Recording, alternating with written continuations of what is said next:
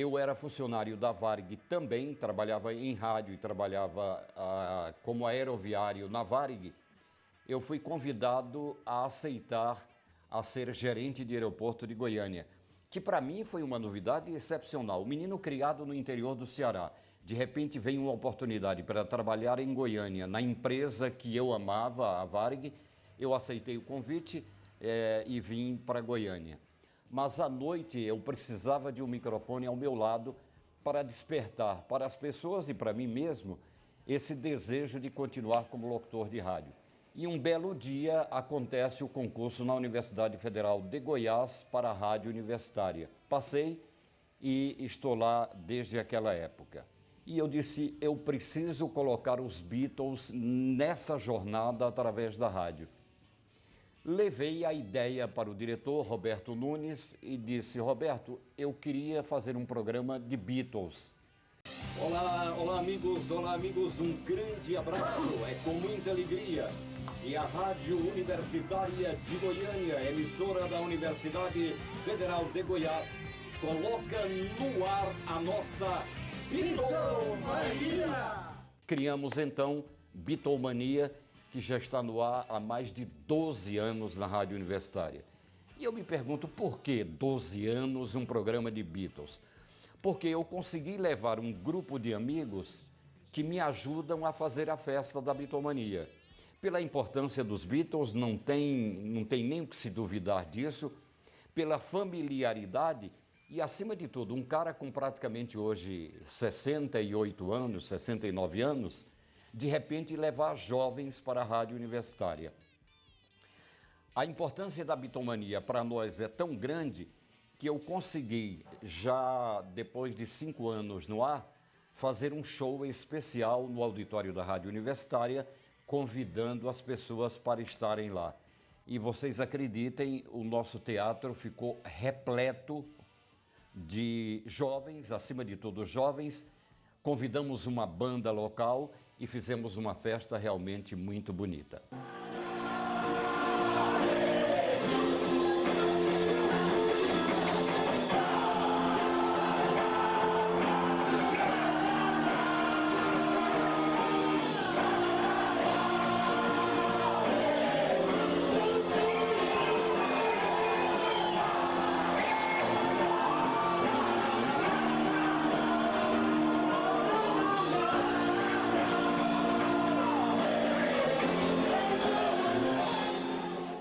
O rock não é mais uma expressão tão forte como foi. Essa é uma questão, né, que fica na minha cabeça, se o rock está morrendo ou não, se vai se tornar um fenômeno do século passado, como, por exemplo, a ópera. A ópera foi um grande fenômeno do século XIX.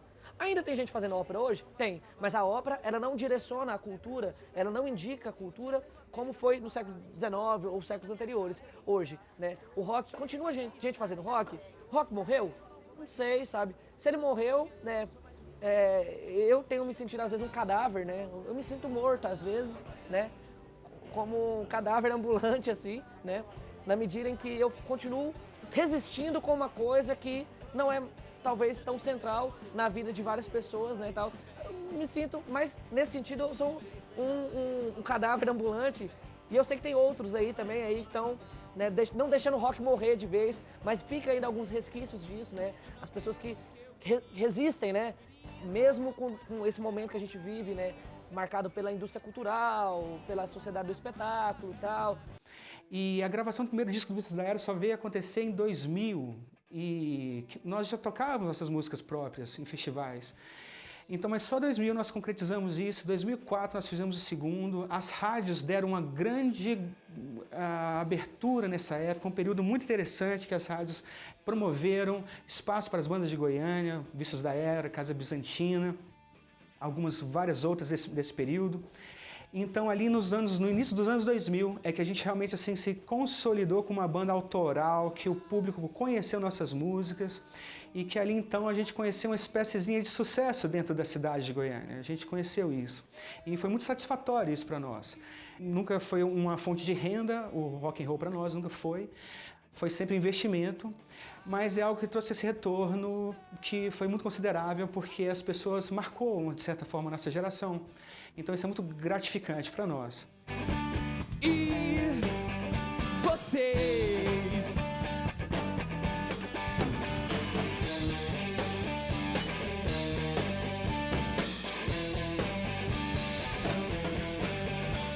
Nós estamos aqui.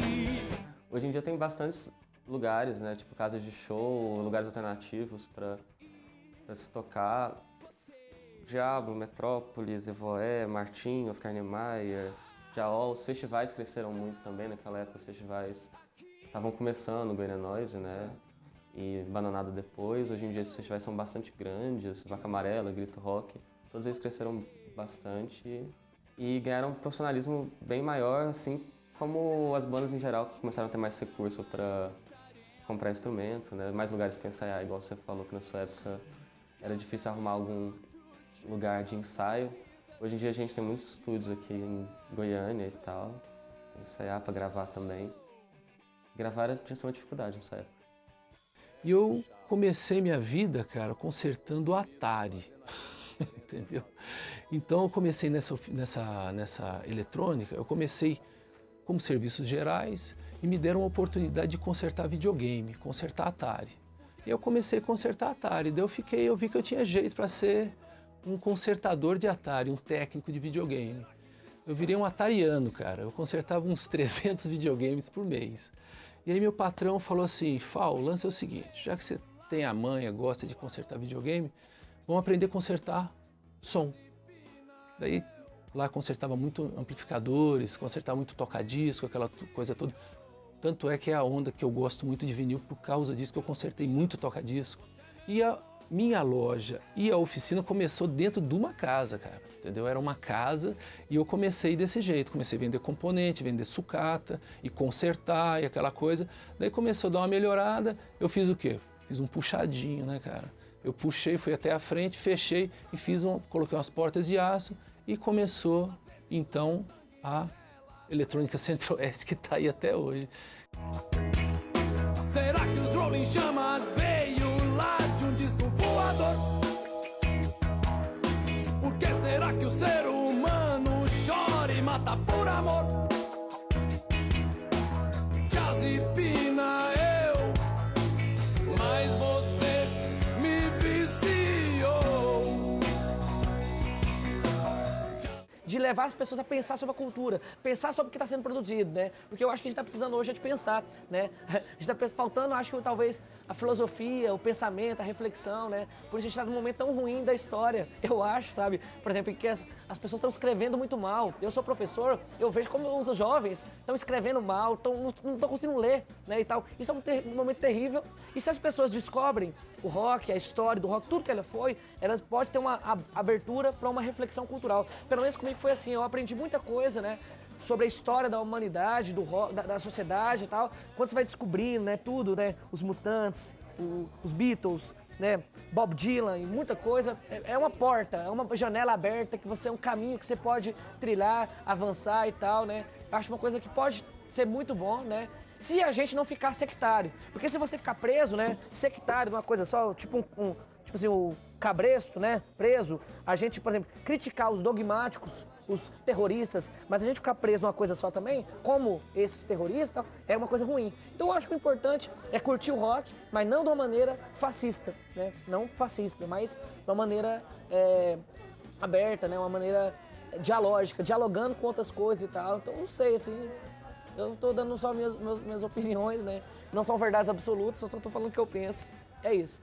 Vida besta era a nossa aqui na terra.